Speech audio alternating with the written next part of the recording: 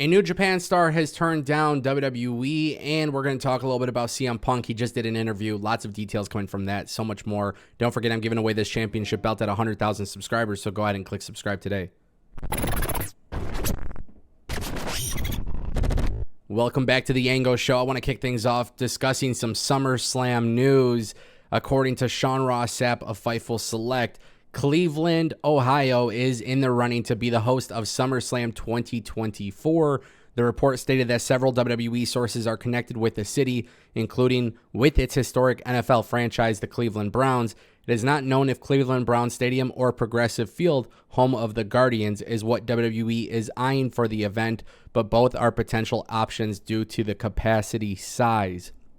So WWE continuing this trend of bringing SummerSlam to smaller markets. I feel like it's fair to say that Cleveland is a smaller market, but Cleveland, obviously for 2024, we just had SummerSlam in Detroit. I like this idea of SummerSlam kind of going to somewhere new. You know what I mean? For a while, it was like SummerSlam was in Brooklyn. And then obviously, you know, SummerSlam and WrestleMania. I feel like in the wrestling market, you typically expect these bigger events to happen maybe, you know, in Los Angeles or California or something like that, or maybe Dallas, Texas or whatnot. I think this is a cool thing for WWE to do. I love the fact that WWE currently, right now, as it stands, when it comes to like venue selection and stuff, I feel like they've been making a ton of smart choices. And then also being a Michigander, you know, Cleveland is not a far drive at all. You could definitely get there in a couple hours. So the cool thing is like the travel aspect of it isn't that bad. It's also an interesting thing because I know people were saying this about, you know, Detroit in the sense that, you know, Detroit isn't a tourism spot and Cleveland isn't a tourism spot. That doesn't really seem to be an issue for the WWE though. I think wherever WWE decides to go, people are willing to fly out. And that's also been relatively clear with AEW as well, right? When WWE does when AEW does Las Vegas or they do Arthur Ashe, you know, people will fly to these arenas. They will fly to those cities and go to those arenas, those venues and watch wrestling. So Cleveland is not a bad idea. Like I said, it's not a far drive for us in Michigan. So you can obviously tell a lot of people will be making their way. And you got to wonder what, you know, WWE does here. If they go into the Cleveland Browns Stadium, obviously that's larger capacity than an MLB stadium. But it could very well be another big time event. And SummerSlam, you know, last year and this year have been very big hits for the company. Very, very big. A lot of praise going to WWE for the way they've kind of handled SummerSlam. And it feels big league, which is fantastic. So curious to see how that all transpires. Hopefully WWE makes an announcement soon, which they have been doing. They announced Bash in Berlin for next year, August. And then you got to factor in that WWE is continuing to announce things ahead of time. Same thing with the Royal Rumble, WrestleMania, and whatnot. This New Japan Pro Wrestling star, Tama Tonga, revealed some new information in regards to his status with New Japan Pro Wrestling. He recently spoke with Sean Ross Sapp of Fightful, and he discussed a number of topics surrounding his career. But the big thing that's being talked about heavily right now across the internet is the fact that he has re-signed with New Japan Pro Wrestling, which is obviously fantastic, the longevity that he's had there. I don't know for an exact amount of time he's been there. I want to say we're approaching 10 years, I think. I could be wrong on that, but I'm pretty sure he's been there for around 10 years now, which is fantastic that New Japan is able to retain him. But one thing that was very interesting is that he spoke about WWE and said that they were interested in bringing him and his brother into the company, Tonga Loa.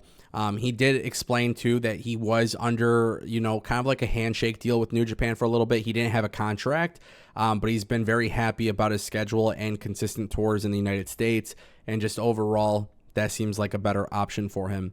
It's actually really interesting because there's been a lot of talk about WWE potentially bringing in Guerrillas of Destiny. And I know a lot of fans were thinking about it from a bloodline perspective, which wrestling fans will always do that. But I looked at Guerrillas of Destiny coming into WWE as a good thing for their tag team division, which, you know, right now, in just the last few weeks, we're starting to see a shift of a focus into the tag team division, but it hasn't necessarily been its strong suit for a while.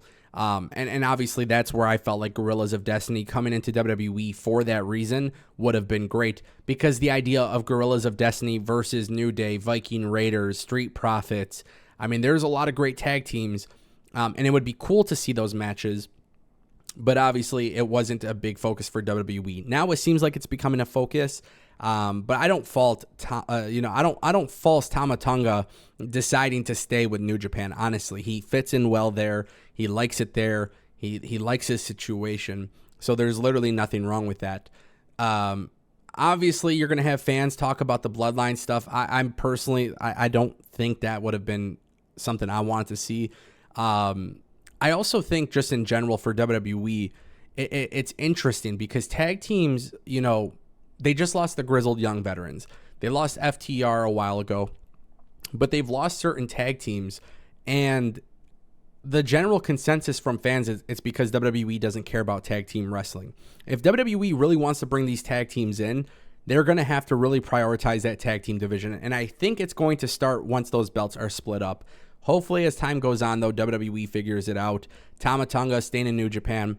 Good news for Tama Tonga. Seems like him and his brother are doing great things there. And most importantly, this is what we talk about with a healthy industry. He could go to AEW and they could go to WWE. They could go to TNA. They can go to all these different companies, but they're staying put. And it just goes to show you how healthy the industry is as a whole. Guys, CM Punk talking on the radio station 670 The Score in Chicago. They simply asked him, are you going to be at WWE Survivor Series? He responded very quickly saying, they're asking if I'm going to be there. I think it's sold out. I think tickets are hard to get.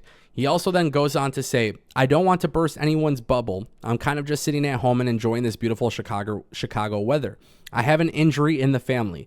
My dog Larry blew his dog ACL. I'm literally just spending my time with him. I know that sounds crazy, but he is my son, and I take care of him and treat him as such. Everything has kind of stopped. I'm fortunate to take time off from everything. I've canceled things I have coming up. Traveling is hard. It's time to leave him there with my wife. It's tough to leave him there with my wife. And if there are two of us taking care of him, it is easier. Look, CM Punk, this is not... I don't want to say this is going to finalize everything, right? CM Punk did this prior to Rampage before he debuted. He spoke very much in the sense of like he's got other commitments and other things going on. CM Punk teased it himself at Cage Fury Fighting Championships on UFC Fight Pass. WWE's obviously teasing it. Nobody's going to openly know if he's signing with the WWE because WWE is going to try to keep it a surprise. So this could be another situation where CM Punk is evidently just kind of doing what he always does when it comes to rumors, tries to dismiss them. But WWE has to tread carefully here because you don't want the crowd booing them in Chicago if he doesn't show up. And I know it's not WWE's fault, right? It's just inevitable. When you're teasing something, even if they've never told you anything, it just kind of looks like they're playing into it a little bit. And it could be detrimental. People could get pissed if they don't bring in CM Punk. So we'll see what happens. Like I said, though, CM Punk kind of did the same thing before Rampage. I don't know. We'll see. Interestingly enough, though, on the same interview, he did talk about a wrestlers union. And he was saying that wrestlers were selfish and stupid, basically. So, when you think of a wrestling union, that's not something that WWE or any of these companies want to hear publicly. CM Punk is outspoken about it. Could that throw a wrench into plans? Who knows? Maybe people are reading into everything too much. But let me know what you guys think. Don't forget, I'm giving away this championship belt at 100,000 subscribers. I'll see you guys next time.